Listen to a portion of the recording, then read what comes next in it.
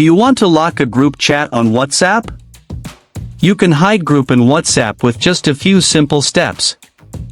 Before we begin, please like this video and subscribe to our channel for more tutorials and tips. I've also included some helpful tools and apps in the description, so be sure to check them out. To lock a group chat on WhatsApp. First, open the WhatsApp application on your mobile device. Once you're in WhatsApp, go to the Chats list section. Now, find and open the group chat you want to lock. Once you are in the chat conversation screen, tap on the group name at the top to open the group info screen. Scroll down and tap on Chat Lock. You'll only see this option if your device supports it. A pop-up may appear. Tap on the Continue button.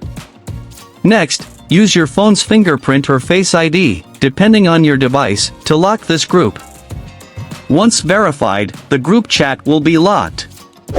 To view your locked group chat later, swipe down on the chat list and tap on Locked Chats. You need to use your phone's biometric security to open it.